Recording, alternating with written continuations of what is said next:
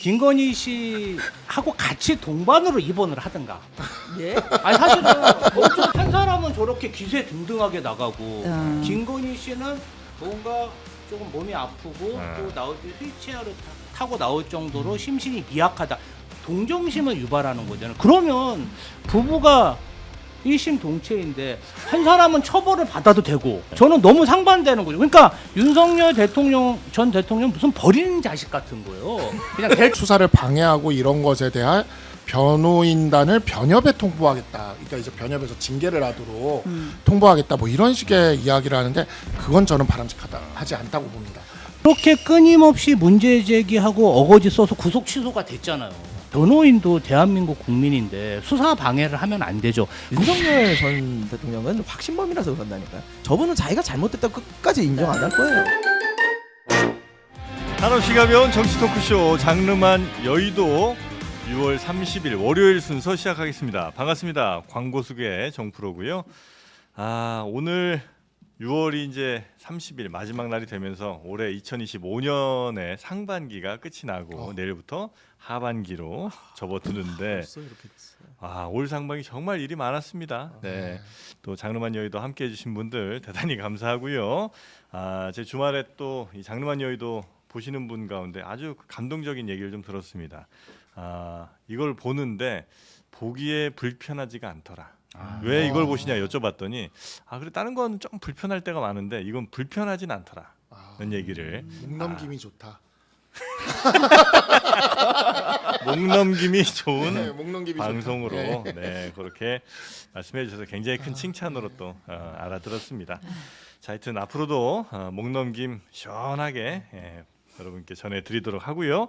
오늘도 목에 걸리는 한두 분 정도가 계신 것 같긴 하지만 그래도 함께 해주실 분들 소개를 해드리겠습니다. 오랜만에 오셨습니다. 더불어민주당 김지호 대변인님 어서 오십시오. 반갑습니다. 네. 불러주셔서 영광입니다. 요즘 뭐 방송 활동을 엄청 많이 하십니다. 뭐 꼭 그런 건 아닙니다. 이유가 좀 있을까요? 뭐 준비하시나요 혹시? 뭐 이제 저희 같은 이렇게 어떤 출마 희망자들은 네. 열심히 방송을 나가야 됩니다. 그렇습니까? 네. 또 선거 준비를 하시는군요. 열심히 해야죠. 알겠습니다. 최근에 대변인 되셨어요. 더불어민주당 예, 대변인이시죠. 예. 네. 원래 이제 경기도당 대변인 하다가 그걸로 이제 부족하다.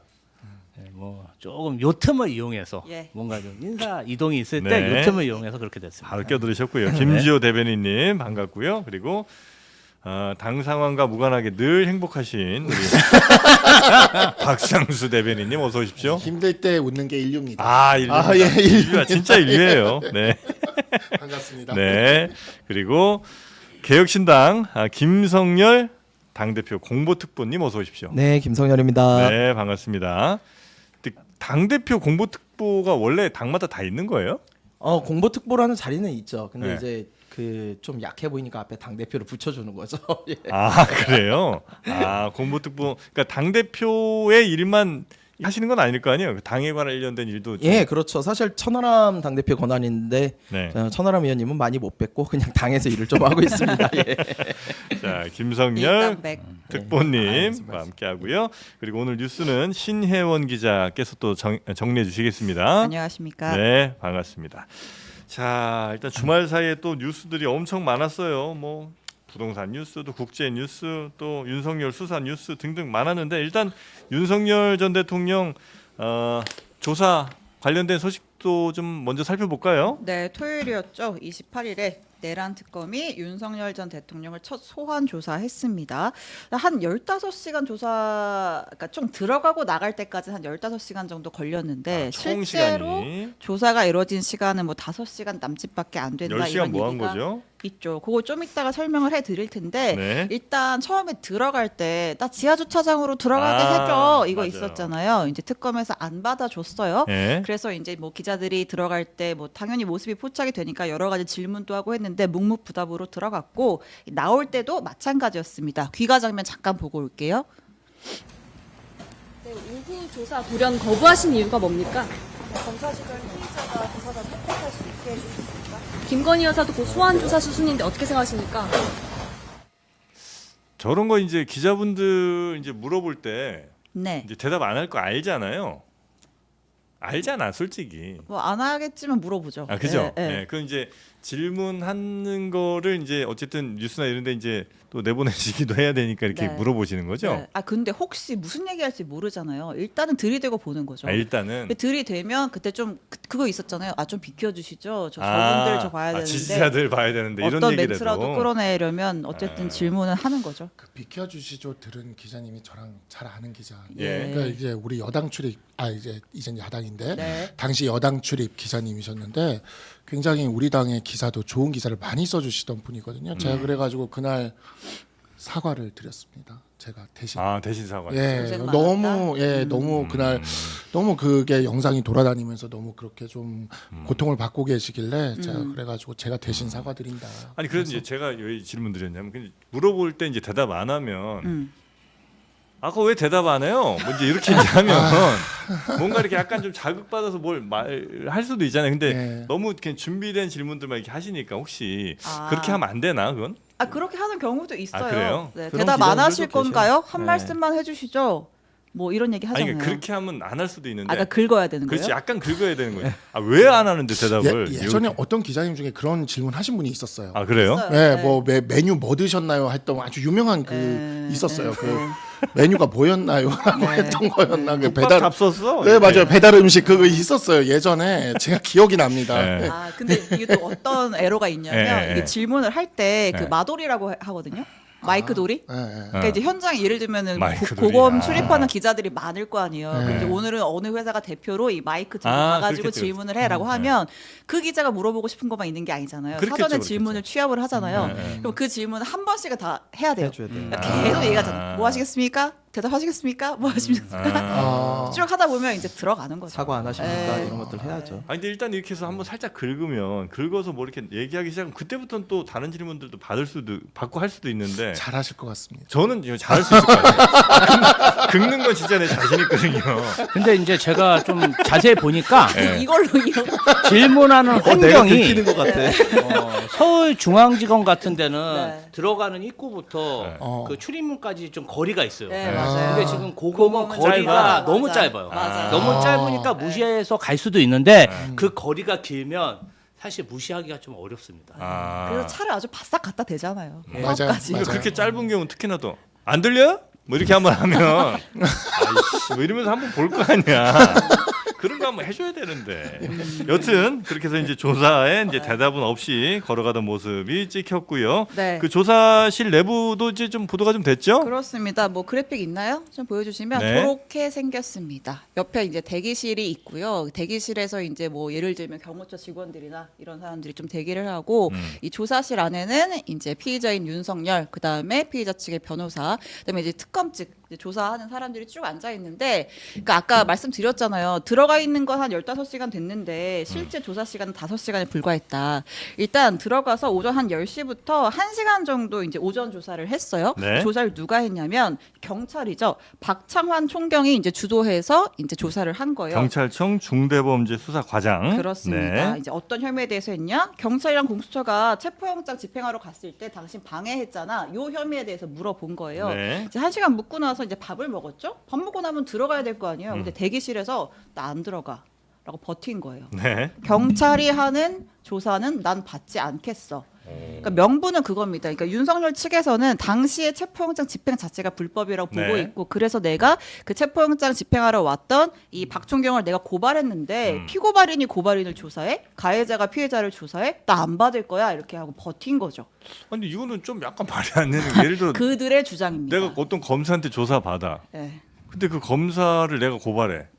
그럼 난 이 사람한테 조사 안 받을 수 있는 거잖아요. 왜냐면 내가 고발하는 사람한테 내 조사 받는 거니까. 그렇게 하면 다 안 받을 수 있는 거 아니에요? 다 미리 아무거나 또 고발해. 일반인 같았으면 바로 긴급 체포죠. 구속이에요. 저는 저런 사례도 처음 봤습니다. 어. 네, 근데 네. 뭐 수사관에 대해서 그렇게 깊이를 뭐 그렇게 변호인들이 요구는 할 수는 있어요. 있는 경우가 왜냐면 있죠. 예, 타당한 의뢰인들이 경우. 부탁을 네. 하면 할 수는 있는데 그거 자체가 다 불가능한 것은 아닌데 네. 변호인들이 보통 말리죠. 네. 이렇게 아. 수사기관을 자극하는 거는 네. 도움이 되질 않는다. 긁지 마라. 예. 그러니까 이게 별로 이렇게 뭐 엄청난 도움이 되는 거면 모르겠는데 어지간하면 그렇게 하지 말고 그냥 받으시고 차분하게 이렇게 하고 그 절차상의 문제가 있으면 그건 우리가 그 문제 제기를 하도록 하겠다 이렇게 변호인들이 보통 얘기를 하는데 네. 이 경우에는 오히려 또 뭐 변호인들이 더 좀 막 이렇게 나서서 뭐 성명도 내고 네. 그래가지고 제가 대통령이 제대로 된 지금 변론을 받고 있는 것인가라고 하는 약간 좀 그런 의아함이 있었고 네. 박창환 총경과 관련돼서는 제가 아주 재밌는 페북글을 하나 누구의 페북이죠? 본인의- 양홍석 변호사라고요. 양홍석. 예, 양홍석 변호사가 이 참여연대에서 예. 오랫동안 활동을 하셨던 그 민주당의 박주민 의원이랑도 같이 이렇게 활동 네. 많이 예. 했던 그 변호사님입니다. 이게 자꾸 본인하고도 같이 활동한 사람 아니에요? 제가 있었던 시절에도 같이 있었죠. 많이 깔고 시작하시네요. 네, 근데 이 양홍석 변호사가 굉장히 박창환 총경에 대해서 글을 이렇게 썼어요. 박창환 총경, 박근혜 촛불 집회를 어떻게든 막으려고 행정법원에서 싸우던 모습이 마지막 기억인데 어느새 경찰 수사 엘리트가 되었나 보네. 라고 쓰셨습니다. 네. 예, 그래서 당시에 이제 박근혜 대통령 관련돼서 그때 촛불 집회를 할 때 네. 청와대 몇 미터 앞에서 한 해 만에 그걸 이제 허용을 해주네 만에 했을 때 경찰 쪽에 주자로 나와서 행정법원에서 그래요? 참여연대의 양홍석 변호사와 격렬히 붙었던 분이시죠. 근데 이런 거를 생각을 하면 글쎄요, 뭐 박창환 총경에 대해서 윤석열 대통령이 또 뭐 그렇게 거부를 한다라는 게 하여튼 좀 현대사의 질곡 같습니다. 예. 네. 이게 15시간 수사를 했다고 그러잖아요. 네. 요거 딱 보면은 시간 스케줄이 나와요. 지금 9시에 가기로 해놓고 10시에 왔죠. 일단 지각 출석을 했잖아요. 그렇죠. 그럼 가면은 뭐 하느냐? 이제 네. 주민등록번호 막 대라 네. 오르고 주소 대라 오르고 막 저기 뭐야 자기 직업 대라 오르고 이것만 거의 1시간 가까이 해요. 이걸 몇 시부터 몇 시까지 했을 거냐면 지금 시간 계산해 보면 10시부터 한 12시까지 한 2시간 했을 거예요. 예. 정확히 10시 14분 그랬군요. 시작입니다. 예. 그리고 왜냐면 1시 반부터 지금 거부를 했다고 그랬잖아요. 네. 그럼 이게 점심시간 1시간 반 준 거거든요. 네. 그럼 10시부터 12시까지 한 2시간 정도 이것만 했을 거예요, 거의. 네, 신분 조회 같은 걸 먼저 하거든요. 그래서 그런 거 하고 나서 오후에 이제 5시부터 그럼 시작을 한 건데 5시부터 7시까지 한 2시간 해요. 그럼 7시부터 또 저녁을 먹어야 돼. 맞습니다. 7시부터 8시 반까지 1시간만 비어요. 그러면은 2시간 했잖아요. 그럼 네. 나머지 1시간 더 한 거예요. 1시간. 네. 왜냐면 요새 조사를요. 10시 넘어서 못 해요. 네. 인권 문제 때문에. 근데 왜 새벽 1시에 나왔느냐? 끝나고 나서 자기가 조서에 대해서 확인을 하겠다고 그러는 거예요. 그래서 조서 내가 이거 이대로 얘기 안 했는데 이거 다시 고쳐줘요. 아까 그렇게 얘기하셨잖아요. 이거 네. 가지고 싸우는 거거든요. 그러면은 실질적으로 거의 조사한 게 없었을 거예요. 그러니까 네. 시간만 끈 거고 그냥 어깃장만 놓은 거고 수사를 제대로 받을 의지도 없었다 이렇게 네. 보이고요. 그리고 아까 뭐 경찰이 들어와서 뭐 이거 못 받겠다 막 그랬다 그랬잖아요. 솔직히 말해가지고요. 그 검찰청 들어가면요. 우리 영화 같은 거 보면 우리 변호사님 옆에 계시지만 이 옆에 앉아가지고 변호사들이 다 이거 얘기해 줄 것 같잖아요. 특수부 같은 데 가면요. 변호사 옆에 앉지도 못해요. 변호사 저 뒤에 앉아 있어요. 그래가지고 말도 제대로 못 꺼내게 하고 그 굉장히 강압적인 분위기에서 하는데 뭐 누구 때문에 나는 수사 못 받겠다 그래요. 그냥 일반인이면 상상도 못하는 일입니다. 진짜. 맞습니다. 실제 타임테이블이 말씀하신 거랑 비슷했어요. 뭐 네. 몇 분 정도 차이만 있었고, 그래서 이제 오전에는 이제 그 박창환 총경한테서 이제 조사를 받았고, 이제 네. 그 다음에 한 3시간 반 정도 못 들어가 하다가 오후에는 그래서 이제 특검이 알았어. 그럼 일단 오늘은 뭐 다른 거 할 거 있으니까 이제 검사가 이제 조사를 한 거죠. 그래서 오후에는 뭐 외환 뭐 한 거, 그다음에 이제 국무회의 관련된 거, 계엄 해제 관련된 거, 표결 방해한 거 이런 걸 좀 물어봤는데. 네. 오전에는 제대로 대답을 안 했던 윤석열이 오후에는 진술 거부권 안 쓰고 굉장히 적극적으로 얘기를 했다고 해요. 그러니까 대략 우리가 내용이 예상이 되잖아요. 탄핵 심판할 때 그때 아무 일도 일어나지 않았잖아. 이제 이런 논리를 굉장히 또 적극적으로 편 것 같고 네. 그래서 조사 마치고 마지막에 조사 열람하고 날인할 때도 오전에 경찰이 했던 거는 날인 안 해. 안 했고 오후에 이제 본인이 충분히 진술했다고 생각하는 그 부분에 대해서만 조사에 날인을 했다. 그래서 오래 걸렸구나. 예. 그리고 이제 오후에 진술을 받은 대상이 검사들이었어요. 예. 검사들이 조사할 때는 뭐 발언도 충실하게 하고, 검사들한테는 대답 잘하고 네, 그리고 이제 날인도 다 하고 네. 확인도 다 했는데 경찰 조사한 건 경찰 조사는 내가 도저히 못 받겠다. 아, 그래요? 이런 입장을 취한 것이고요. 사실 이제 일반적인 피의자 뭐 예. 국민들은 본인들의 어떤 재판 이익, 음. 수사 이익을 위해서 저러한 행동을 할 수도 있겠죠. 그런데 정치 지도자, 전직 검찰총장, 전직 대통령이 저런 모습을 보인다는 것 자체가 네네네. 사실 조금 맞지 않다. 저는 네. 그렇게 보고 있습니다. 네, 전혀 수사상의 이익이 없는 행동이에요. 예. 자, 네. 그 경찰 외 수사 박창환 총경인가요? 네. 그 사람에 대한 뭐 경찰청이나 아니면 특검에서도 뭐 얘기를 좀 했을 것 같은데. 네, 그러니까 쉽게 말해서 예. 전혀 우리가 체포영장 집행하는 과정에 대해서 문제될 게 없다. 따라서 앞으로도 박총경은 조사에 임할 것이다. 임할 것이다. 겁니다. 네, 알겠습니다. 네. 그리고 저 윤석열 전 대통령에 대한 직권남용 혐의로 추가 기소를 지금 내란 특검에서 검토를 한다고요? 네, 그렇습니다. 1차 조사에서 이제 물어봤던 내용들 더해가지고 네. 앞으로 추가 기소를 할 수 있고 그렇게 되면은 뭐 영장을 한 번 더 칠 수도 있게 되는 것이죠. 구속영장. 일단은 그제 조사에서 뭘 많이 물어봤냐면 그 이제 추가 이제 기소하는 직권남용 혐의와 관련해서 결국은 그거죠. 당시에 국무회의라고 하는 절차를 밟기는 했지만 형식적이었던 거지. 국무위원들이 어떤 의견 개진할 기회를 충분히 줬느냐. 네. 그게 아니라 일방적인 통보였다면 국무위원들의 의결 권한을 침해한 거 아니냐. 그래서 이제 직권남용 혐의로 가는 것들을 좀 물어봤고 그 다음에 이게 특검이기 때문에 수사를 충분히 확대할 수가 있는 거잖아요. 네. 공범들에게까지. 그래서 뭐 예를 들면 당시에 국민의힘 당시 추경호 원내대표랑 무슨 목적으로 통화했어, 왜 통화했어 이런 것까지도 굉장히 특검이 네. 구체적으로 물었다고 합니다. 근데 직권남용을 아직 기소를 안 했었나? 안 했었는 그렇습니다. 모양이네요. 네. 당연히 왜 보통 직권남용 기본으로 깔고 가잖아요. 네. 그렇죠. 근데 이제 네. 여기서 핵심은 단순히 통보했느냐도 중요한데 네. 그게 아니라 사실상 강요를 했을 가능성이 예, 높아요. 왜냐면 맞습니다. 누가 계엄에 찬성을 하겠어요. 솔직히 말해가지고 김용현 같은 사람 말고는 나머지 사람들은 그거 했을 가능성이 높지 않아요. 근데 분위기상 이거를 사인을 하게끔 만드는 분위기가 됐다면은 그거는 충분히 직권남용에 들어가죠. 네. 네. 근데 아무튼 조사가 이제 시작이잖아요. 계속해서 쭉쭉쭉쭉 불러야 되는데 원래는 그래서 특검이 2차 소환을 오늘 나오라고 했죠. 6월 30일. 네, 6월 30일. 그러니까 왜냐하면 28일 토요일에 가서 자정 넘겨서 29일에 집에 갔으니까 일요일 쉬고 월요일에 또 나오세요라고 했는데 이제 윤석열 측에서 못 나가. 왜? 너무 피곤해? 빠듯해. 빠듯하다고요? 네, 이거 피의자 권리도 보장해줘야지 우리도 준비하고 해야 되는데라고 해서 못 나간다고 한 거예요. 그래서 그러면 내일 나와, 그러니까 7월 1일에 나와라고 특검이 얘기를 했는데 윤석열 측에서는 7월 1일도 너무 빠듯해, 7월 3일에 나갈게라고 해서 서로 지금 소환일 줄다리기를 하고 있는 거예요. 그래요. 그러니까 지금 이제 국면을 쭉 보면 사사건건, 뭐 출입 방식, 뭐 조사관의 뭐 지위, 출석일 가지고 해서 계속해서 이렇게 실랑이를 벌이고 있는 상황인데 이렇게 가면 아까 말씀하신 맥락에서 불리한 거 아니에요? 이게 좋은 전략이라고 할 수 있어요? 전혀요. 네. 예, 아무 도움이 안 되는 전략이고 이렇게 해가지고 수사기관을 계속 그렇게 자극하는 것이 좋지가 않아요. 그래가지고 지금 이 변호인단에서 이 변호 전략을 지금 도저히 이해를 할 수가 없고, 다만 이제 특검 측에서 변호인단이 그렇게 하는 것에 대해서 뭐 이것에 대한 뭐 수사를 방해하고 이런 것에 대한 변호인단을 변협에 통보하겠다. 그러니까 이제 변협에서 징계를 하도록 통보하겠다. 뭐 이런 식의 이야기를 하는데 그건 저는 바람직하다 하지 않다고 봅니다. 변호를 받을 권리는 보장이 돼야 돼요. 변호사가 그렇게 한다고 해서 만약에 그게 정 문제가 있다라고 생각이 되면 구속영장을 뭐 체포영장을 청구하고 구속영장을 청구하는 것도 방법이 될 수가 있거든요. 추가 기소도 하기 때문에. 근데 변호인단에 대해서 뭐 징계를 신청하겠다라는 식으로 해서 변호를 받을 권리를 이렇게 제한하려고 하는 거는 저는 바람직하지 않은 것 같고, 일반적인 범죄자들 사이에서 요즘 어떤 일이 있냐면요. 구속이 되고도 수사를 하려고 소환을 하잖아요. 네. 안 와요. 안 와요. 구치소에서? 예. 구치소에서 그냥 안 버티고 나가. 있어. 그래가지고 요즘에 무슨 사건들이 있냐면 그런 경우들도 있어요, 실제로. 근데 그러면 이제 변호인들이 설득을 하죠. 이러시면 안 된다.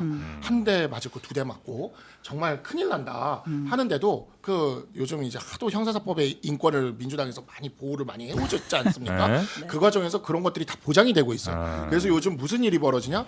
유치장에서 안 오잖아요. 그러면 구치소에서 안 오잖아요. 그러면 체포영장을 또 쳐요. 거기서 데리고 오려고. 네, 그러니까 막 그런 일들도 벌어집니다. 아니, 근데 근데 예. 대통령이까지 하셨던 분이 그러기는 좀 맞지 않아요. 그러니까 이제 그건 너무나 당연한 말씀인데 네. 이 윤석열 전 대통령이 왜 그럴까 생각해 보면 나는 개인적으로, 그러니까 이 사람의 개인적으로 보면 예를 들어서 정말 변호를 잘하고 정말 수사에 적극적으로 협조하면 뭐 예를 들면 뭐 한 3년부터 뭐 있으면 그럴 수 있는데 지금은 아무리 최저형 가봐야 무기 아니에요. 내란이니까. 그러니까 내란이라 무기 아니면 사형인데 아무리 협조 잘해봐야 소용이 없다고 생각을 하는 것 같아요. 그래서 그럴 수도 있죠. 최대한 늦게 가면 잘하면 다음 정권 바뀌면 혹시나 사면 받지 않을까 그 기대를 하고 최대한 뭐 문제 삼고 이거 문제 삼고 시간 끌고 해갖고 그러는 전략인 것 같아요, 그냥. 그러니까 국민의힘에서는 지금 이러한 윤석열 전 대통령의 행위가 네. 이익이 없다. 이렇게 보잖아요. 그런데 그렇게 끊임없이 문제 제기하고 어거지 써서 구속 취소가 됐잖아요. 지금 반바지 입고 돌아다니고 뭐 그럴 수도 있고. 보리밥 먹으러 다니고 그리고 네. 변호인의 어떤 변호할 권리, 뭐 피의자의 권리 이런 거 보장해야죠. 네. 그런데 변호인도 대한민국 국민인데 수사 방해를 하면 안 되죠. 과거에 이재명 대통령이 변호를 받을 때요. 윤석열 검찰에서는 어떻게 했냐면요. 법무법인을 압수수색해 버렸어요, 그냥. 그러니까 상관없는 자료라도 변호사 사무실 그리고 큰 법률 사무소도 다 압수수색을 해 버렸다니까요. 그래서 이재명 대통령 같은 경우는 변호인 구하기도 굉장히 힘들었습니다. 네. 과거에는 그러한 행태를 벌였는데 지금은 변호인을 보호해야 된다. 저는 이건 좀 내로남불이라고 봅니다. 뭐 그 부분은 저도 그 잘못했다고 생각은 하는데 네. 이재명 대통령도 예전에 수사받고 할 때 그 송달받고 할 때 보면은 우리 다 알고 있었잖아요. 그 송달 받을 때 어떠했는지 국회까지 왜 왔겠습니까? 그 법원 직원들이. 근데 사실 그렇게 뭐 지연 전략을 쓰는 것도 어찌 보면 피의자가 쓸 수 있는 권리일 수도 있는데 문제는 그게 왜 제가 실익이 없다고 얘기를 하냐면 특검은 수사 기간이 정해져 있어요. 예. 그 어쨌든 결론을 낸다고요. 네. 그리고 어쨌든 기소를 해요. 네. 할 거예요. 아마 특검은. 그렇기 때문에 그렇다면 적극적으로 다투는 게 낫지. 지금 가서 이거를 6개월이라는 시간을 이렇게 어영부영 보내겠다? 네. 저는 이게 별로 그렇게 그리고 유리한 전략이라고 생각이 계속 안 들지가 않아요. 나가면 그냥 특검이 체포영장 또 칠 거예요. 그럴 네. 가능성이 네, 높아요. 왜냐면- 그러니까 그게 네. 전혀 유리하지가 않다는 거죠. 예전에는 뭐 주체가 뭐 내라는 네. 경찰이 하니 공수처가 하니 근데 맞아. 어쨌든 관저에 들어가 있었으니까 네. 버틸 뭐 수라도 있었는데 지금은 방법이 없기 때문에 네. 그냥 뭐 계속 부름하면 그러니까 방법이 있어요. 네. 체포영장을 치고 그다음에 구속영장을 치고 구속이 돼서 구치소에서 안 나와. 그럼 또 체포영장 치고 네. 그런 식으로 데리고 나올 수가 있거든요. 네. 그러니까 절차가 다 있어요. 그렇게 그러니까 해야죠. 네. 그걸 모르는 게 아닐 텐데 이러는 거는 조금- 본인이 좀 변호를 해요, 그러면 윤석열 대통령. 아니, 저는 그런 십자가를 지게 해요. 열심히 사는 사람한테. 왜 변호사 커리어를 망치게 하려고? 아니 의지가 그렇지 뭐 않아도. 충만하신 것 같은데. 아니, 김계리 변호사하면 잘하실 것 같아요. 아니 근데 이게 김계리 변호사하고 이렇게 합을 맞춰가지고 김계리. 이게 자, 그리고 지난 헌재 때 사실은 우리 탄핵 심판 때 다 봤잖아요. 네. 아까 변호사들 실익이 없다 했는데 지난 탄핵 심판 때 보세요. 변호사들에게 변호입니까? 그 사람들 막 증인들 갖다 압박하고 막 윽박지르고 제대로 된 말 하나도 안 했어요. 이게 왜냐면 저는 윤석열 전 대통령이 확신범이기 때문이에요. 자기가 잘못됐다는 생각을 하지 않아요. 그러다 보니까 변호사들도 그거에 압박을 느껴서 그러는 거고 이미 탄핵 심판 저렇게 나왔는데 이 특검에서 그거 얘기한다고 되겠어요? 오히려 아까 저기 앵커님께서 말씀하신 것처럼 이거에 대해서 오히려 시간을 끌어가지고 어떻게든 무마를 시키고 나는 이거 제대로 조사를 안 받았기 때문에 특검을 인정할 수 없다라는 방식으로 나갈 가능성이 높은데 네네네. 다음 정권에서 사면해줄 거라는 건 말도 안 되는 이야기입니다. 예. 진짜 그런 대통령 뽑아서도 안 되고요. 네. 그 다음 정권에서 사면 이런 거는 진짜 우리 모두 얘기를 해야 돼요. 이걸 어떻게 사면을 시켜요? 그리고 저는 이번 특검에서 외환죄 진짜 심각하게 다뤄야 된다고 보거든요. 네. 외환죄 이거 반드시 따져봐야 돼요. 북한과의 어떤 도발을 했고 어떻게 했는지. 그래서 그게 나오면은 훨씬 더 심하게 처벌해야 된다고 봅니다. 알겠습니다. 자, 그리고 네. 아니, 보통 전직 대통령들이 검찰 출석할 때는 뭐가 됐든 혐의를 시인하진 않더라도 근데 국민한테 대국민 사과 형식으로 맞아요. 좀 그렇죠. 얘기를 했었는데 그런 모습은 일체 찾아볼 수가 없었다. 네. 예.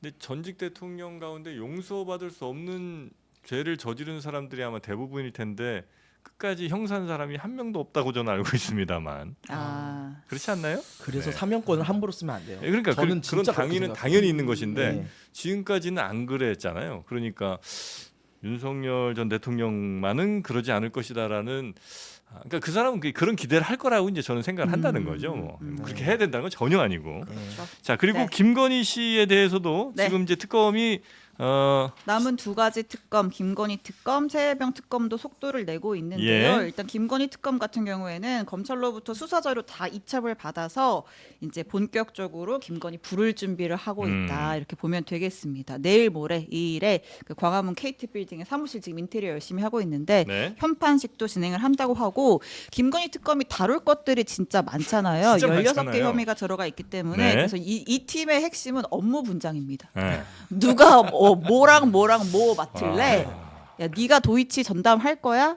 뭐 그럼 우리는 공천 개입한다. 좀 요 업무 분장하는 작업이 막바지로 이루어지고 있다고 합니다. 그리고 또 이게 세 개가 또 약간씩 또 연결이 또 다 돼 있잖아요. 서로 서로. 또 그러니까 한 사무실에서 칸막이 약간 쳐놓는데 위에 뚫어놓고 야 그거 소통해야지. 소통해야 되는 거죠. 네. 네. 자, 한다고 하고 네. 근데 이제 김건희 씨가 최근에 이제 우울증 증세 때문에 병원에 입원했다가 이제 퇴원을 했잖아요. 네. 한 11일 만에. 근데 또 퇴원할 때 모습이 굉장히 또 뭐 화제 논란이 되고 있죠. 지난 27일 금요일에 퇴원을 했는데 네. 사진 보시면 휠체어를 타고 있고 뒤에서 이제 윤석열 전 대통령이 밀어준 거죠? 밀어줬습니다. 따뜻합니다. 따뜻합니다. 네. 라고 해서 퇴원을 했고 네. 근데 이제 뭐 하여튼 뭐 여러 논란이 있어요. 막상 뭐 집에 갔을 때는 휠체어 내려서 뭐 멀쩡히 걸어갔다더라. 뭐 자택 내부에서는 뭐 이렇게 잘 걸어 다니더라. 뭐 하거나 뭐 열심히 편안히 휴식을 취하는 모습이었다더라. 따라서 저거는 약간 쇼 아니냐. 그게 조사를 못 받을 정도의 심신미약 상태는 아닌 거 아니냐. 이제 이런 의문들이 제기되고 있죠. 네. 변호인의 입장으로 놓고 이렇게 생각을 좀 해보면 김건희 여사 쪽은 그래도 본인에게 그렇게 피해가 되는 방향의 행동들을 하고 있지는 않아요. 현재 김건희 변호사들이 김건희 여사 본인도 본인도 네. 네네네. 그러니까 이런 것들이 나중에 다 이런 것들이 차곡차곡 쌓이거든요. 이렇게 뭐 어떤 질병이라던가 치료라던가 입원이라던가 이런 것들이 차곡차곡 이렇게 쌓이는 것이 기록화하는 예 이게 거죠? 굉장히 중요해요. 이런 게 적금 그래서 들듯이. 굉장히 이게 뭐랄까 전혀 이거를 법리적으로 이렇게 놓고 보면 이해가 안 되는 행동들이 아니에요. 여기서 이렇게 얘기를 한다 해도 근데 윤석열 대통령의 행동은 이해가 안 돼요. 아니 그래서 그러니까 하나부터 열까지 이해가 안 되는 거죠. 도대체가 왜라는 생각이 계속 드는 거죠. 마음속에 예전부터 의문으로. 이해는 안 되는 부분이 좀 많았죠. 그러니까 이게 지금 진짜 이해가 안 되는 게 뭐냐면 김건희 씨하고 같이 동반으로 입원을 하든가. 예? 아니 사실은 엄청 이익을 따지려면 정말 좀 공정심을 유발하고 근데 한 사람은 저렇게 기세 등등하게 나가고 김건희 씨는 뭔가 조금 몸이 아프고 또 나올 때 휠체어를 타고 나올 정도로 심신이 미약하다. 동정심을 유발하는 거잖아요. 그러면 부부가 일심동체인데 한 사람은 처벌을 받아도 되고 한 사람은 무슨 논리? 아니, 그러니까 법률 대응을 할 때 네. 저는 너무 상반되는 거죠. 그러니까 윤석열 전 대통령 무슨 버리는 자식 같은 거예요. 그냥 될 대로 되라. 나만 살면 된다. 아니 그리고 김건희 씨 같은 경우도 그래요. 휠체어를 타고 입원해서 나올 경우는 다리가 불편하거나 아니면 기력이 없을 때요. 그러니까 지금 다리 안 아픈 거는 팩트고 기력이 없으니까 뒤에서 밀어준 거 아닙니까? 근데 집에 와서 또 사과를 먹고 있어요. 음식물 섭취를 못 해갖고 기력이 없는 거거든. 그래서 정말 기력 없는 사람은 휠체어 타고 나올 때 다 수액을 맞고 나옵니다.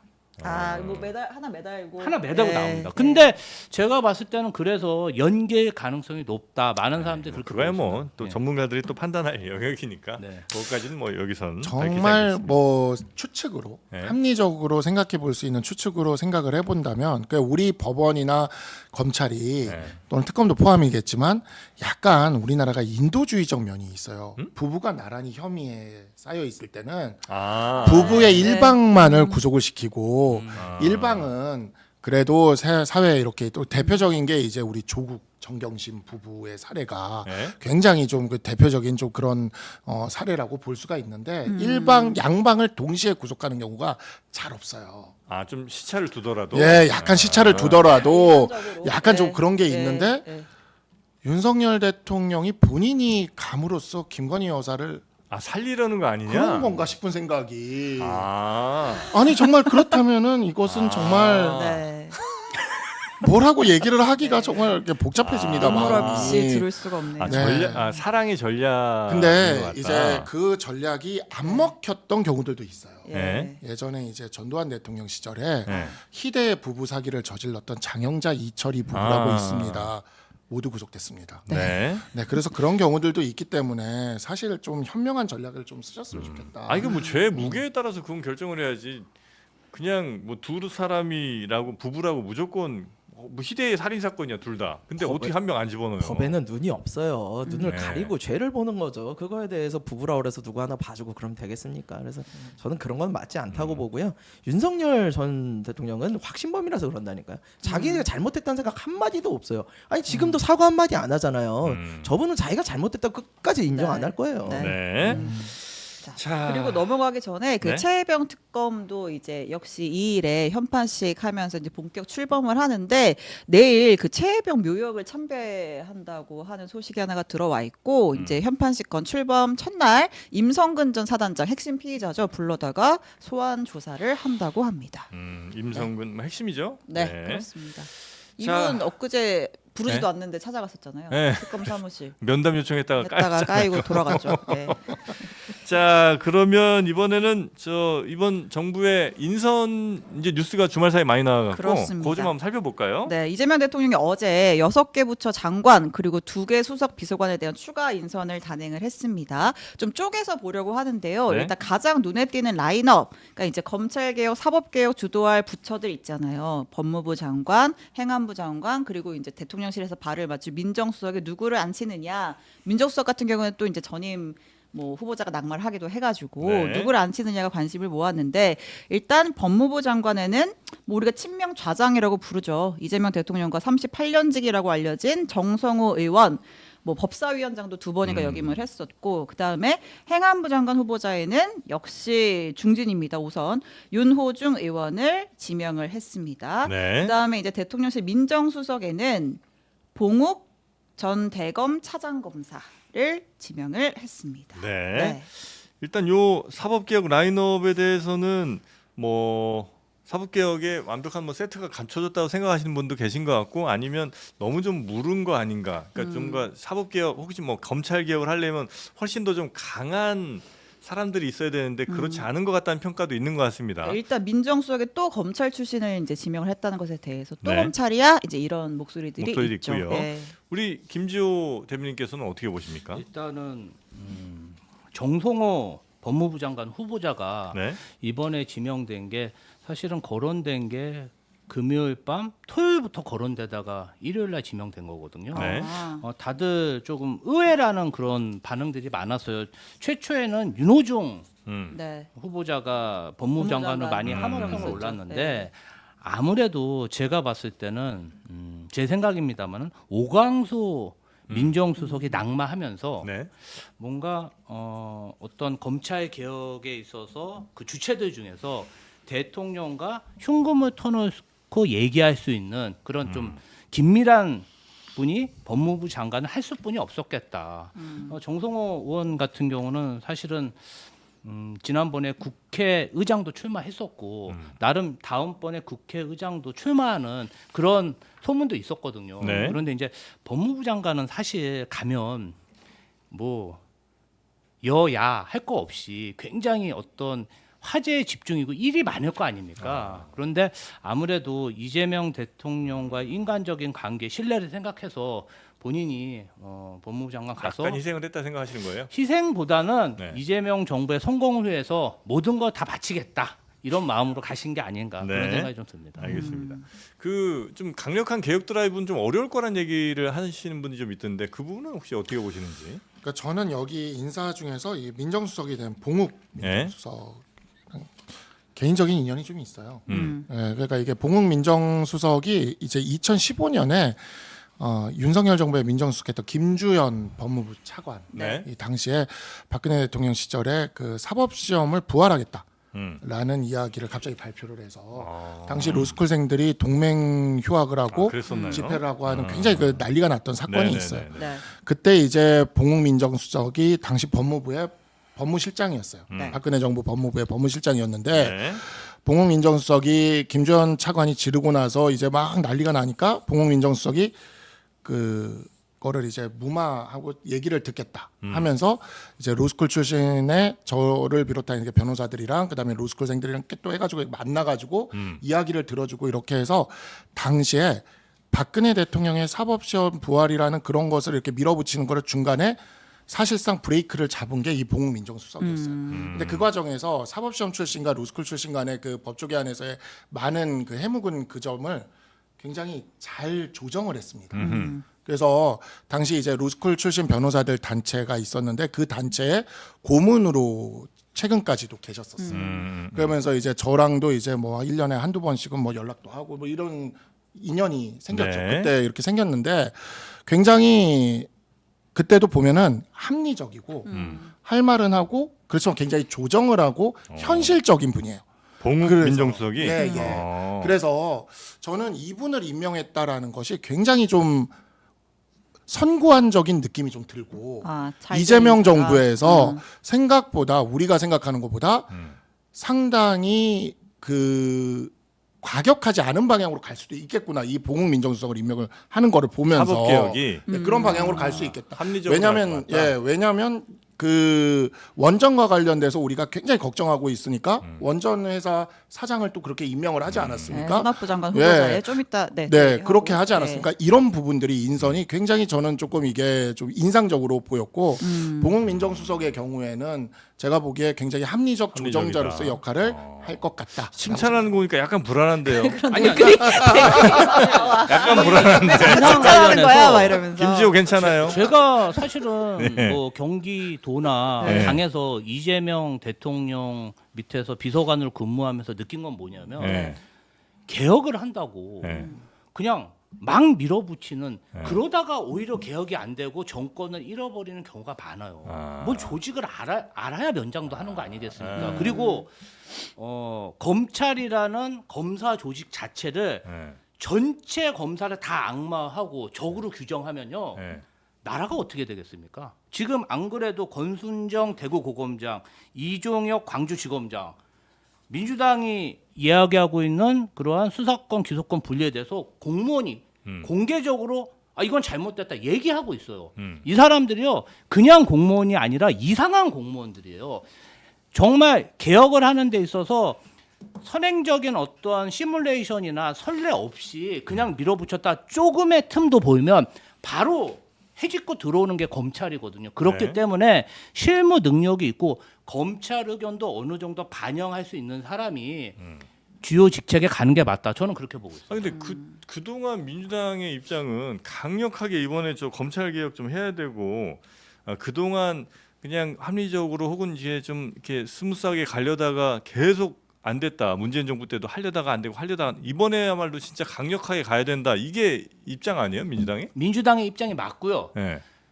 인사가 이런 사람이 됐다고 해서 네. 검찰 개혁이 강력하게 안 된다고 보는 것은 저는 선입견이라고 생각합니다. 알겠습니다. 6개월 후에 정말 검찰 개혁을 민주당이 못한다면 이재명 정부가 못한다는 비판 받아야 되지만 네. 누가 흥묘백묘 누가 하던 검찰 개혁 하면 되는 거 아닙니까? 하면 되죠. 저는 민주당이 네. 네. 진짜로 이번에 검찰 개혁을 하겠다라는 의지가 보여요. 사실. 아 그래요? 네, 지금 앞서서 말씀 주신 것처럼 야당이 다 좋아하는 거 보니까 뭔가 아니요, 저는 불안하다. 민주당에 네. 있었잖아요. 민주당에 예. 있었는데 네. 저는 이 특히 검찰 카르텔이 얼마나 강한 카르텔입니까? 예. 아무도 개혁을 해본 적이 없어요. 예. 그래서 이런 거를 이제 진짜로 개혁을 하겠다고 마음을 먹으면요, 예. 진짜 차근차근히 잘 밟아 나가야 되고 국민들의 동의를 얻어 나가야 돼요. 네. 그런데 이 상황에서 만약에 너무나 친민주당 성향의 그런 의원님들로 이렇게 포진을 했다. 그러면요 거기서부터 정쟁이 시작되고요. 그러면 사실상 검찰 개혁 하기가 어려워요. 오히려. 예, 저는 검찰을 알아야지 개혁을 할 수 있고 네. 그래서 검찰 출신 민정수석 들어오는 것도 맞다라고 보는 사람이고 그리고 정성호 의원님 뭐 약하다고들 하시는데 저는 정석 의원님 가까이서 많이 뵀잖아요. 예. 정석 의원님 민주당에서 진짜 비주류로 오래 계셨던 분이에요. 맞습니다. 한 번도 주류인 적이 없어요. 왜 주류가 안 되는 줄 알아요? 소신이 강해서 그래요. 맞아요. 자기 소신은 확실하신 분이고 제가 알기로는 이재명 대통령께도 자기 하고 싶은 말씀 다 하시던 분이에요.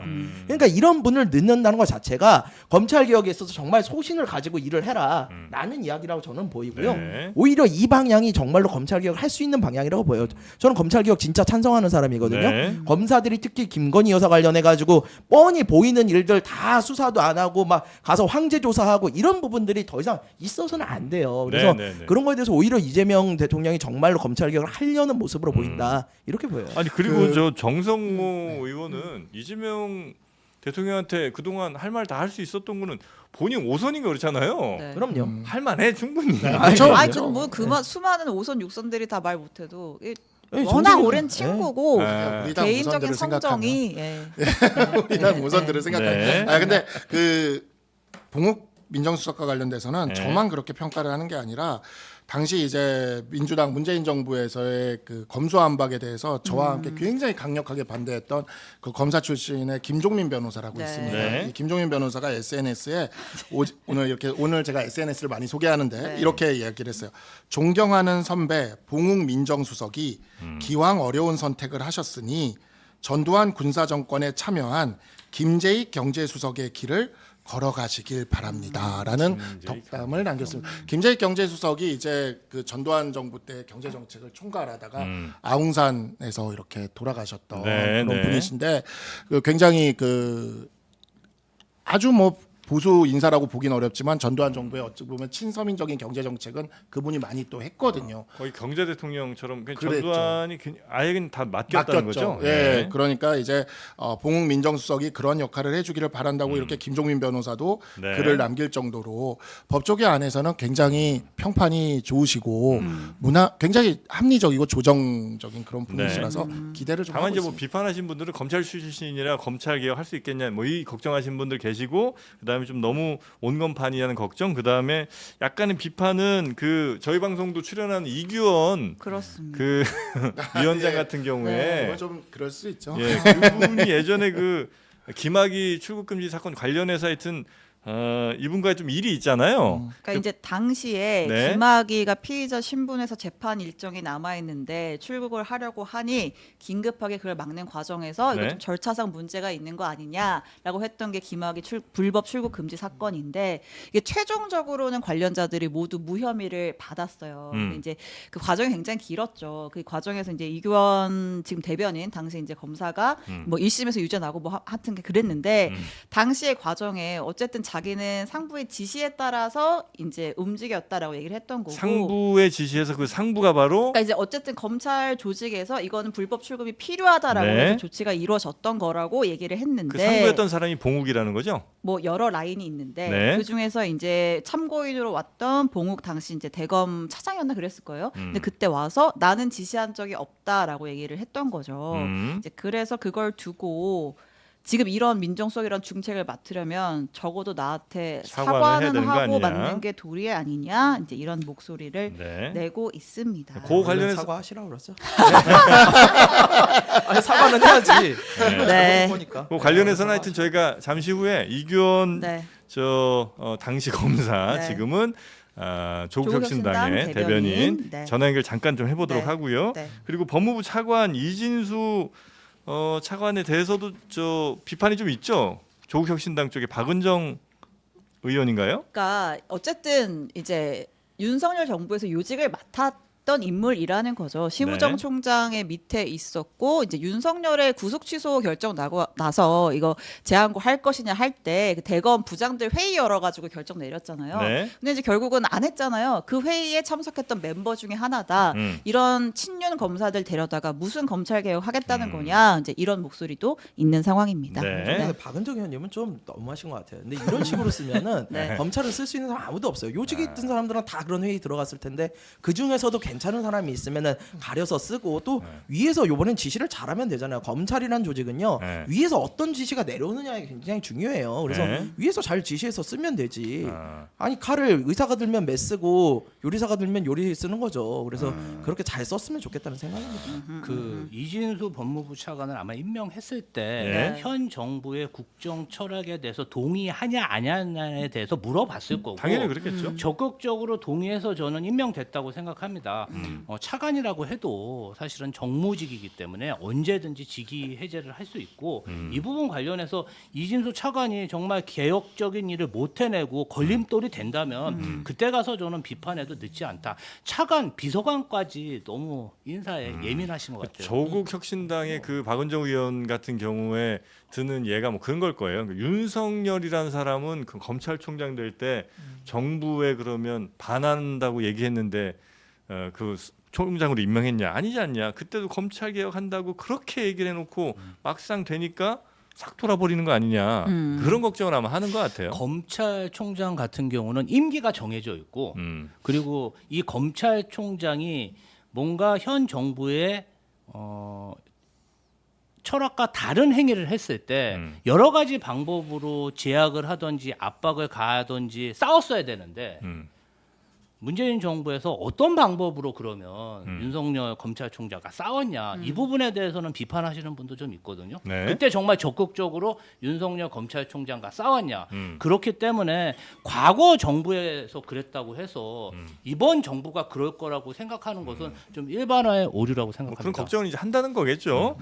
자 그리고 다른 또 아. 장관들도 있습니다. 원래는 하나하나 쪼개서 가려고 했는데 시간이 생각보다 많이 가서 쭉 설명을 하겠습니다. 네. 일단 첫 경제사령탑 경제부총리 겸 기획부 장관의 구윤철 서울대 경제학부 특임 교수가 지명이 됐는데요. 우리 기억하실 거예요. 문재인 정부 때 국무조정실장을 했고 원래 기재부 출신인데 예산통으로 알려진 인물입니다. 확장재정 펴는데 역할을 할 것으로 보이고요.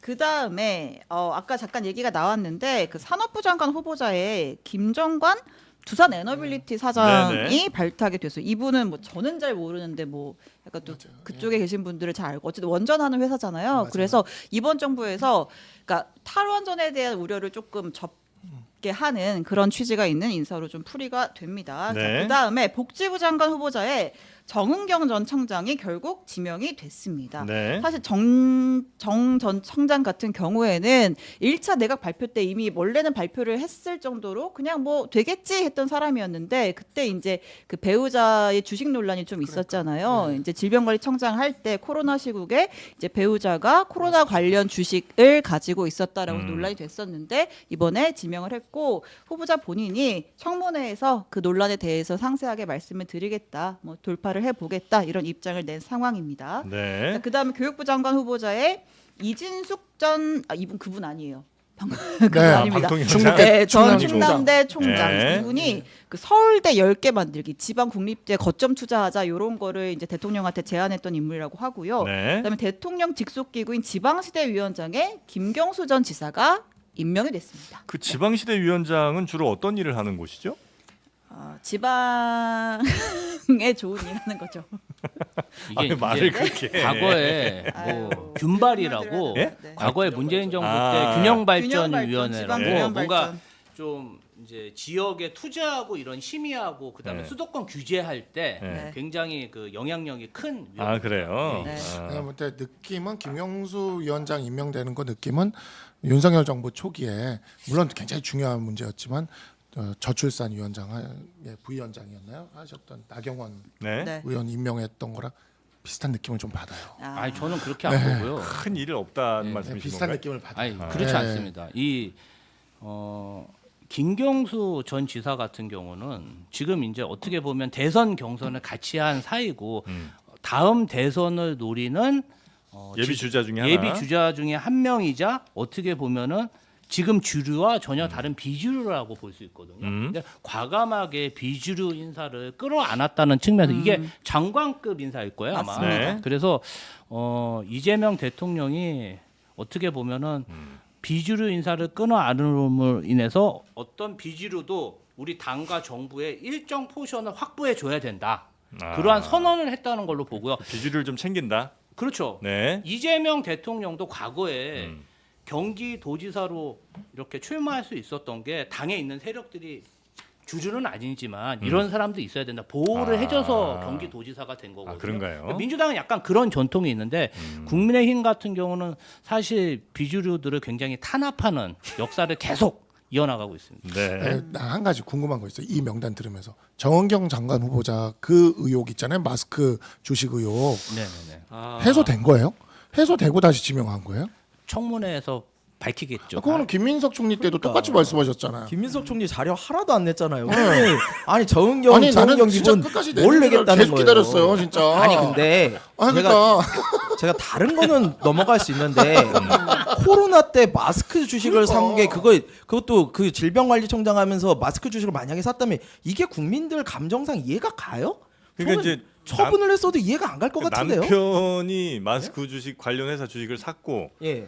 질병청장이 마스크 꼭 쓰셔야 된다 이렇게 이제 얘기를 해서 막 난리가 났고 그래서 이제 마스크 회사 주가가 뻥뻥 뛰었고 그 이익을 누렸다 이제 요게 의혹의 핵심인 거죠? 네. 예. 아니 근데 이거는 국민 감정과 이해를 할 수가 없어요. 저희가 식약처도요. 옛날에 식약처에 보면은 그 제약 허가 이런 거 내줄 때 그분들이 제약회사 주식을 사고 막 그랬었어요. 그거 국정감사에서 밝혀져 가지고 그 당시 민주당 의원이 해가지고 그거 금지시켰거든요. 네. 근데 아니 코로나 시대 때 이 진짜 위험한 시기에 자신은 돈 벌 생각을 했다고요? 근데 이거를 통과를 시킨다고요? 아 저는 이건 좀 이해하기 어려울 것 같아요. 이거 해명 안 될 것 같은데요. 왜냐하면 마스크는 전 국민이 고통을 받았거든요. 그때 못 구해서 고통을 받았고 또 쓰고 다니면서 저도 마스크라는 단어를 들으면 그때 그 95 마스크 썼을 때 머리가 이게 호흡이 좀 잘 안 돼서 KF94? 머리가 아프잖아요. 늘 네. KF94를 쓰고 네. 있을 때 그 느낌이 지금도 와요. 조건 반사적으로 아마 다 느꼈을 거 아닙니까? 그때 네. 다 쓰고 다니면서. 네. 근데 마스크 주식은 이건 진짜 아닌 것 같은데. 특수 관계인인데. 그렇죠. 절대 안 되죠. 네. 해명이 될까요? 아니 관련 내용을 이제 봐야겠죠. 네. 이제 지명을 했으니까 네. 뭐 지명을 안 해도 됐잖아요. 이게 그냥. 왜냐면 지금 안 계신데 그 강성필 위원님이 나오셨을 때 계속 그랬거든요. 어. 청문회에서 보면 된다. 청문회에서 보면 된다. 근데 자료가 안 나와서 그냥 우리 못 넘어가잖아 봤어. 지금 이렇게. 아직 이제 시간이 좀 정 있으니까. 후보자 본인이 오늘 출근길에 무슨 얘기를 했냐면, 그러니까 보도된 것과는 다른 사실관계를 가진 것들이 좀 있다. 뭐 예를 들면 주식 매입 시점이라든지 뭐 규모라든지 등등에 있어서 그런 부분들을 이제 청문회에서 사실관계 기반으로 충분히 설명을 하겠다 이렇게 얘기를 했다고 하네요. 네. 아 근데 요거도 하나 짚고 넘어가야 될 것 같아. 인선 마무리하기 전에 너무 배지가 많은 거 아닙니까? 아, 그러니까 장관으로 간 사람들 가운데 현역 의원들이 너무 많은 거 아니냐. 네. 지금 몇 명이죠? 지금 8명이죠. 8명이요. 김민석, 안규백, 정성호, 윤호중, 김성환, 전재수, 강선우. 강선우. 네, 8. 네. 다 현역 의원이 했나요? 그만큼 많다는 거는 국정을 뭐 조금 더 안정적으로 아니면 임명되는 데 있어서 문제없이 안정적으로 가겠다는 의지 같은 거예요? 일단은 이재명 대통령이 당 대표 시절에 음. 총선 승리든 대선 승리든 주요 포지션으로 같이 손발을 맞췄던 사람, 네. 한번 경험했던 사람을 중용한 게 좀 저는 눈에 보이고요. 그리고 이제 사실은 어떤 산업통상자원부라든지 과기부라든지 뭔가 좀 전문적인 영역은 과감히 기업인을 뭔가 등용한 게 보이고, 네. 그리고 보건복지부, 외교부, 기획재정부 좀 관료의 안정성도 필요한 곳은 네. 사실 관료들을 과감히 쓴 것 같습니다. 이 의원을 많이 쓴 부분 관련해서는 네. 제가 봤을 때는 강은식 비서실장이 네. 앞으로 좀 어려움이 있겠구나. 왜 그러죠? 왜냐하면 이제 너무 선배들이 그렇죠. 뭔가 이제 이분들이 다 그래도 국회의원이면 자기 정치를 하고 개성들이 강하고 할만 하시는 분들이라 이거죠. 네. 그러면 그러한 불만들을 대통령한테는 직접 말은 못해도 네. 강은식 비서실장을 불러놓고 얘기할 가능성이 높고, 네. 네. 또 대통령실의 수석들도 이분들이 다 쟁쟁한 분들이라 강훈식 비서실장을 통해서 이야기할 가능성이 높아서 아 강훈식 비서실장을 좀 고생길이 열렸다. 잘해줘야겠다 이런 생각이 좀 들었습니다. 그 지금 이 의원들이 이렇게 쭉 임명되는데 한 분이 안 된 분이 있어요. 그분이 지금 계속 마음이 떨리고 있을 것 같은데 바로 우리 조정식 의원. 어. 국토교통부 장관을 뭐 생각한다라는 이야기는 뭐 하마평에 계속 늘 있어 왔는데 네. 지금 8명이나 되니까 9명이 과연 될까? 이에 대해 굉장히 지금 그리고 지금 국토교통부만 지금 발표가 안 됐어요. 네. 네, 그래가지고 이와 관련돼서 또 역시 제가 재밌는 SNS를 하나 소개를 해드리고 싶은데 요즘 SNS 많이 보시네요. 예, 오늘 좀 전도사예요? 오늘 세 개를 가져왔어요. 오늘 제가 나올 때부터 딱 이 세 개는 오늘 해야지 하고 가져왔는데 네. 요 분을 이제 소개를 우리 여선웅 우리 문재인 네네네. 정부 때 아, 선임 네. 행정관이셨던 네. 2급 선임 행정관 2급인가 3급인가 하여튼 우리 여선웅 행정관께서 SNS를 굉장히 재밌게 쓰셨어요. 뭐라고 쓰셨냐면 국토교통부 장관만 나오지 않았다라고 하는 것을 보면서 국토부 장관 빼고 다 나왔다. 고심의 흔적이 보인다. 박상우 현 국토부 장관을 유임했으면 좋겠다. 네? 정책 변동 없다는 시그널로 아. 이만한 게 없다.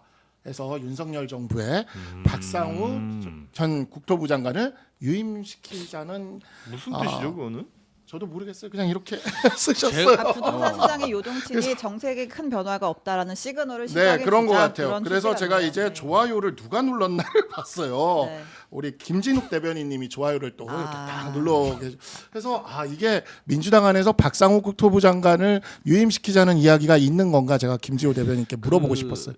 제가 뭐 그런 긴밀한 내용은 모르고요. 네. 지금 국토부 1차관에 이상경 가천대 교수를 내정했습니다. 예. 이분이 이제 부동산 개발이 환수 등 뭔가 좀 개혁적인 정책을 이야기한 그런 정책 교수 그룹에서 활동하셨던 분인데요. 그러면 국토부 1차관을 정무직으로 내정한 거거든요. 네. 그런데 국토부 장관도 정치인이나 정무직을 내정하면 국토부라는 게 굉장히 조금 부동산 가격 등 중요한 부분이잖아요. 네. 그런 면에서 보면 저는 관료 안정적인 인선을 할 가능성도 높다 이렇게 보고 있습니다. 아, 관료 쪽으로. 네. 그럼 조정식 의원은 아니, 전 가능성을 얘기한 거예요. 가능성이 높다. 이렇게 차관도 정무직을 했는데 장관까지 정무직을 하기에는 국토부 자체가 너무 중요하고 전문성이 있어야 되는 곳이다. 네. 제 예상입니다. 궁금해서 물어보는 건데 하고 싶은 사람들이 많아서 못 고르는 거예요? 아니면 이 자리가 너무 부담스러워서 다들 고사해서 지명을 못 하는 거예요? 하고 싶은 사람이 지금 엄청 너무 많겠죠. 많아서? 정말 별들의 전쟁일 텐데.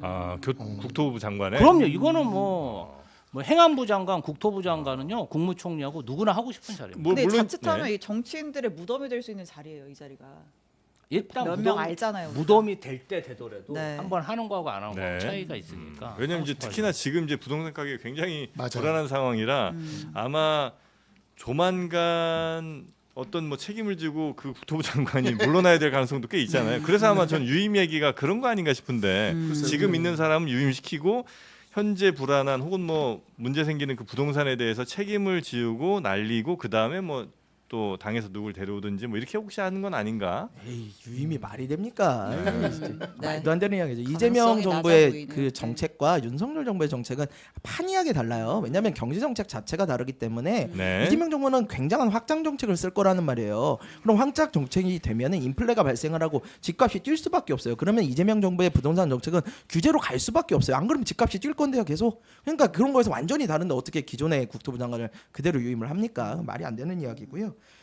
저는 사실은 인사권은 대통령의 고유 권한이라고 생각을 해요. 그리고 네. 그거에 대해서는 선출이 됐기 때문에 우리 국민 모두가 인정을 해줘야 되고 특히 앞서서 계속 우리 김지호 의원께서 말씀을 주셨습니다만 일단 결과가 나오는 걸 보고 평가를 해야 될 거 아니에요. 이 사람이 뭐 전에 걸어온 길만 가지고 뭐 잘할 거다 못할 거다 하는 건 너무 성급한 판단이에요. 그래서 인사권에 대해서는 우리가 더 이상 얘기를 안 하는 게 좋긴 한데 네. 그럼에도 불구하고 우려가 되는 사람 저는 세 사람 정도가 있어요. 여기 나온 사람 중에 일단 한성숙이 누구냐면 중소기업 벤처부 지금 장관 네. 후보자인데 얘 네이버에서 대표하다가 어떻게 물러났냐면요. 직장 내 괴롭힘으로 네이버에서 계속해서 자살이 발생했어요. 그래가지고 제가 그때 한노위에서 직장 내 괴롭힘을 조사해야 된다고 난리를 쳤더니 조사를 했더니 네이버 그 큰 기업에서 그 모든 종사자의 절반 정도가 직장 내 괴롭힘을 경험을 했다라는 충격적인 결과가 나와요. 그거에 책임지고 사퇴한 분이에요. 근데 이분을 갖다가 직장 내 괴롭힘이 가장 많이 발생하는 중소벤처기업부 쪽에다가 지금 이 배치를 한다고요? 저는 이거 맞지 않다고 보고요. 그다음에 정동영 통일부 장관 네. 20년 전에 통일부 장관 하셨던 분인데 이거를 무슨 통일부 장관 재선시킬 것도 아니고 또 한다는 거 저는 좀 많이 이해가 안 가요. 훌륭한 분들이 있는데 왜 이런 결정을 하셨을까 좀 이해가 안 가고 마지막으로 강선우 여성가족부 장관 이 부분은요 솔직히 말해가지고 강선우 의원이 그동안 어떤 법을 발의했고 어떻게 지금 20, 30대 청년들에게 이미지를 가지고 있는지를 보면은 저는 되게 안 좋은 판단이었다 이런 생각을 좀 합니다. 네. 근데 정동영 장관 같은 경우 그런 장면이 좀 있지 않을까? 예를 들면 지금 이제 우리의 남북 관계가 이제 끊어져 있는데 그걸 좀 복원을 시켜야 되는데 예를 들어 북한에 라인들이 있다면 그 사람들과 연결될 만한 사람들이 새로 우리 쪽에 없을 테니 과거에 그래도 그 끈을 좀 갖고 있던 정동영 의원 같은 경우를 이렇게 다시 통일부로 해서 좀 복원을 하자는 의미 뭐 이런 거 정도 아닐까요? 근데 정동영 의원님이 만약에 문재인 정부 때 그런 일을 하셨으면 제가 이해를 하겠어요. 음. 노무현 정부 때 하셨던 분이잖아요. 그럼 20년이면요 휴민트 다 끊어져요. 거기 계신 분들도 돌아가시고 해요. 네. 그게 어떻게 가능하겠어요? 저는 쉽지 않다고 봐요. 이런 얘기를 본인이 해야지 왜 나한테 하게 만들어? 김지호가 해야지. 아니 이제 해놓고 보니까 이상하네. 사실은 이제 북한과의 관계가 중요한데 지난 윤석열 정부 3년 동안 그 관계가 다 틀어졌잖아요. 예. 그러면 통일부 장관만 봐야 되는 게 아니라 국정원장도 봐야 돼요. 그 북한에서는 국정원장을 누가 선임하는 것도 굉장히 중요하게 보거든요. 네. 남측에서 북한과의 어떤 대화의 의지가 있느냐 없느냐는 사실 국정원장은 더 중요하게 보는데 이종석 국정원장이 사실은 통일부 장관도 했고 네. 북한과 원만한 관계를 유지하고 있고 뭐 과거에 너무 오래된 인사라고 하지만 그래도 그 김대중 정권 시절에 북한과의 관계가 괜찮았기 때문에 아무래도 그 사전 포석으로 두 분을 이렇게 합을 맞추게 한 게 아닌가 이렇게 네, 보고 있습니다. 알겠습니다. 자, 그리고 짧게 그 부동산 대책 그 주말에 또 난리였잖아요. 네, 그 관련된 얘기 잠깐 하고 좀 마무리할까 평가들 싶은데요. 좀 들어볼까요? 뭐 핵심은 그거잖아요. 뭐 얼마를 벌든 얼마가 있든 무조건 집 살 때 주담대 대출 6억 원으로 제한한다. 네, 라는 거고 2주택 이상은 아예 금지가 된다. 그것도 LTV 발표 0이다. 바로 다음 날부터. 네, 27일에 발표했고 28일부터 시행을 하기로 해서 지금 네. 뭐 시장이 굉장히 뭐 요동치고 있는 상황인데 네. 요거 관련해서 일단 그 대통령실에서 당연히 질문이 나왔을 거 아니에요. 네. 이제 이 정책이 금융개발로 나왔거든요. 대출 규제 관련해서. 그래서 이제 대통령실 대변인한테 관련된 질문이 나왔는데 대통령실에서 이거는 우리 대통령실과 조율한 우리 대책이 아니다. 우리가 이걸 사전에 알지 못했다. 이렇게 처음에 브리핑을 했다가 조금 논란이 됐죠. 뭐 이런 큰 대책을 대통령실과 상의 없이 모르는 상태에서 발표하는 게 말이 되느냐라고 했다가 나중에 이제 대통령실에서 조금 설명을 다시 했습니다. 우리가 이제 부처나 어떤 그런 조직에서 하는 일에서 뭐 개입을 하지 않는다는 취지였고 사실 우리도 알고는 있었다. 이렇게 설명을 조금 뭐 번복하는 일이 있었죠. 네, 네. 당연히 대통령실이 모르면 안 되죠. 이거. 그러니까요. 모르면 안 말이 안 되죠. 되는 네. 정말 해명이었고 모르면 안 되는데 워낙 민감한 이슈다 네. 보니까 아마 그래서 벌어진 일이 아닌가 싶은데 이 정책으로 강남 3구랑 마용성의 신축 아파트들을 다이아몬드를 만들어 버렸어요. 아무나 소유할 수 없는 그런 스토리가 가진 그냥 다이아몬드적 가치를 가진 그런 걸 만들어 버렸거든요. 집은 그냥 집으로 존재해야 되거든요. 그렇게 하면 안 돼요. 근데 보수 정부 시절에 보면은 예전에 이명박 정부 때 보금자리 주택, 그다음에 오세훈 시장의 뉴타운 정책 이런 거 할 때는 강남 3구 마용성 아파트 그렇게 안 비쌌습니다. 뭐 토지 임대부 주택 이런 것들 강남 3구에서 3억 분양가에도 나오고 막 이랬어요. 근데 그런 정책을 펼칠 생각을 해야지. 이런 식으로 현금 부자 아니면은 아예 못 사는 걸 만들어 버리면 그냥 강남 3구나 그 마용성의 신축 아파트가 그냥 뭐 루이비통, 샤넬 같은 그런 브랜드가 돼 버리는 거예요. 그러니까 이런 걸 왜 만드냐고요. 이게 정말 저는 민주당이 정말 잘못하고 있는 것이고 문재인 정부 5년을 겪으면서도 하나도 안 배웠구나. 이거 또 하는구나. 이렇게 됨으로 인해서 결국 이 다음이 대출 규제 다음이 뭘 거냐면 그다음에 이제 세금일 겁니다. 그다음에 세금이에요. 근데 민주당이 그때 종부세 올려가지고 결국 5년 만에 정권 내준 거 아닙니까? 그 민주당이 이소영 의원도 정확히 알고 있던데, 근데 이걸 하나도 안 변해서 또 하고 있다라는 게 참. 아니, 그럼 그러니까- 예를 들어서 막 폭등해 지금 시장이 네. 난리예요. 그래서 막 포모 현상 나오고 사람들이 막 지금 안 사면 안 될 것 같아서 막 대출 땡겨서 막 살려고 하는데 계속 그냥 두고 볼 수는 없을 거 아니에요, 정부가. 그냥 제가 말씀드렸듯이 뉴타운이나 보금자리 주택의 사례들이 있잖아요. 네. 그런 사례들을 적절히 활용하면 되죠. 뉴타운이나 보금자리는 적어도 3년, 5년, 10년 혹은 그 이상 걸릴 수도 있으니까 물론 발표하고 그렇긴 나서 하죠. 물론 그러니까 그렇긴 지금 하죠. 굉장히 네. 급하니까 왜 가만히 있는 거예요, 아니 김지원? 제가 얘기하려고 하는데 빨리 해 그러면. 네, 그 이제 대출 규제 관련해서 네. 사실은 피해를 본다거나 아니면은 투자를 하려고 해서 조금 차질을 빚은 국민분들에겐 저희가 죄송하죠. 네. 죄송한 마음이 있으면 데 다만 지금 부동산 폭등세가 너무 크기 때문에 단기적으로 적극적인 시장 개입을 할 수뿐이 없고 그게 사실은 대출 규제예요. 네. 그리고 굉장히 강력한 대출 규제이기 때문에 많은 분들이 좀 고통스러워하는 부분이 있습니다. 이 부분 관련해서는 어쩔 수 없는 대출 규제다. 저희가 이해를 구할 수뿐이 없고요. 대통령실에서 뭔가 이제 구성된 지 정부가 한 달도 안 되다 보니까 약간 소통이 부재해서 이런 답변을 하신 것 같은데 네. 앞으로는 아마 이런 답변을 하지 않을 거라고 믿고 있습니다. 몰랐다는 그런 답변은 이제 안 나올 거고. 아니, 그런 답변하면 안 되죠. 네, 그리고 굉장히 상황이 급박하기 때문에 네. 대출 규제라는 이제 좀 초강수를 둔 그렇죠. 것이다. 어떻게 보면 극악 처방을 내린 거고요. 박상수 전 대변인이 말씀하신 그러한 어떤 공급을 늘리는 정책은 네. 시간이 걸리잖아요. 네. 그러면 그 1년 아니면 6개월 그 시간 동안 그러면 부동산 폭등하는데 정부가 그냥 구경할 수는 없지 않습니까? 그리고 방금 제 얘기 아니었을까요? 그게 제가 얘기하려고 했는데 그냥 그렇습니까? 얘기하려고. 제가 먼저 한 거군요. 예, 예. 아유, 죄송합니다. 그리고 죄송합니다. 세금 정책 관련해서는 여러 가지 공약으로 네. 이재명 대통령이 세금 관련해서는 세금으로 뭐 징벌적 수단으로 쓰지 않겠다. 네. 굉장히 많이 공언했습니다. 그 부분은 안심하셔도 됩니다. 아, 그렇습니까? 네, 이 부동산 정책 관련해서는요 근본적인 문제가 있는데 그게 뭐냐면은 진보 정권이 집권을 하면 부동산이 뛴다라는 게 이미 국민들에게 퍼져 있어요. 왜냐하면 확장 재정 정책을 너무 천명을 하고 가시니까 당연히 인플레 발생하고 집값은 뛸 수밖에 없어요. 그런 상황에서 규제는 들어갈 수밖에 없는 거예요. 그래서 저는 확장 재정 정책에 대해서 그렇게 호의적이지 않기 때문에 사실은 이 집값을 뛰는 거에 대해서 뭐 지금의 이 요법으로는 가능하다고 봅니다. 근데 이게 과연 실효성이 있느냐? 6억 대출 이거 막는 게 이게 사실 문재인 정부 때 진짜 모든 부동산 정책보다도 세요. 왜? 이번에는 소득도 안 봐요. 아무것도 안 봐요. 그냥 6억 이상은 대출 안 돼. 이거예요. 그러니까 굉장히 센 정책이란 말이에요. 네. 근데 이렇게 되면은 무슨 일이 벌어지냐면 마용성이나 이 지금 박상수 대변인이 얘기한 게 맞아요. 마용성이나 이런 곳은 현금 부자 아니면 살 수가 없는 그런 상황이 돼요. 근데 그 옆에 노도강이라 표현해서 죄송하게 하는데 노원구, 도봉구 뭐 이런 데들 있잖아요. 네. 강북구 그다음에 구로구, 금천구 이런 데도 있어요. 관악구. 그런 데는 네. 그런 데는 저게 안 돼요. 6억이 안 되는 곳들이 꽤 있어요. 오히려 집값이. 6억이 안 되는데. 예, 그런 데들도 있어요. 그러면은 그런 데들도 오히려 맞춰줄 수 있는 이런 게 될 거거든요. 그래서 저는 이게 키 맞추기 하면서 중가 아파트들이 더 올라간다. 좀 더 심할 것 같다. 네. 그래서 이거는 근본적인 대책은 전혀 되지 않는다. 그래서 근본적인 대책을 꼭 바로 병행을 해야지만 집값을 잡을 수 있다. 이렇게 좀 보고 있어요. 네. 자, 하여튼 뭐 이 부동산 대책에 대해서는 지금 시장이 이제 굉장히 좀 충격을 받은 것 같긴 하고요. 그래서 그 충격이 가격에는 어떻게 또 반영될지는 좀 살펴보긴 해야 될 텐데 그 충격 말고 또 다른 충격이 여러분께 놓여져 있습니다. 금요일과 월요일 저희가 알래스카 큐브를 소개해드린 날인데 말이죠. 예. 금요일 소개를 해드렸을 때는 판매가 잘 됐습니다.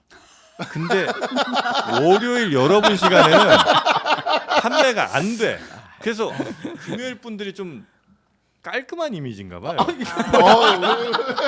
월요일 분들이 좀 그렇지가 않은 모양이에요. 저 오늘 이 샴푸로 머리 막 감고 왔어요. 감고 왔어요? 네. 어때요? 느낌 어떻죠? 좋아 굉장히, 보이는데? 굉장히 시원해. 지금도 시원해. 네? 아직까지 시원합니다. 아직까지 시원합니다. 여름에는 정말 네. 이 샴푸가 네. 이거 지난주에 아는 이번 주에 오셨구나. 네. 네, 그러니까 저는 이제 제가 없습니다. 한번 꼭 참아보세요. 네. 자, 알래스카 큐브 쿨 멘톨 샤워바 그리고 데오드 샤워바 향기 너무 좋죠? 너무 좋습니다. 네. 너무 좋아요. 예. 그 저기 미용실에 가면 네. 이렇게 제품으로 해주는 거 있잖아요. 있죠. 그 느낌이에요. 그 느낌이에요. 좋네. 시원한 느낌. 그 느낌이에요. 두피 마사지 하면서 그렇습니다. 이렇게 머리 이렇게 시원하게 해주는 그런 느낌입니다. 네, 요게 이제 샴푸가 쿨 멘톨 시솔트 샴푸가 있고 약간 스크럽입니다. 요거는 그리고 이제 비누는 요 파란색이 쿨 멘톨 그리고 연한 갈색이 이제 데오우드인데 거의 뭐 향수로 샤워하신다고 보면 돼요. 네, 우리 김지호 대변인님은 안 해보셨죠 아직? 네, 안 해봤습니다. 전 지금 계속 냄새가 좀 이게 뭐 여기가 지금 뭐 무슨 기생충도 아니고 냄새로 공격합니까? 꼭 쓰세요. 정도를 지키세요. 그리고 월요일에 안 팔리는 건 상수형이 제일 책임이 커. 네. 하여튼 여러분의 호감도를 좀 높여주시고 네, 그래서 채취 제거 효과, 은은한 고급 우드향 이런 것들 한번 써보시고 지금 23% 할인 중이니까 네이버에서 알래스카 큐브를 검색하시거나 아니면 영상 아래 더보기 링크를 한번 눌러보시면 어떨까 싶습니다. 자, 그리고 김지호 대변인께는 또 특별히 아직 안 써보셨다고 하니까 네. 요 파란색 하나, 갈색 하나 사가실 수 있게 저희가 감사합니다. 카드 결제기 준비를 하겠습니다. 네. 좋은 정보 감사합니다. 네, 대단히 고맙습니다. 자, 그러면 세 분과는 요 정도로 마무리하고요. 다음 주에 뵐까요? 예. 네, 고맙습니다. 네, 고맙습니다. 감사합니다. 네, 고맙습니다.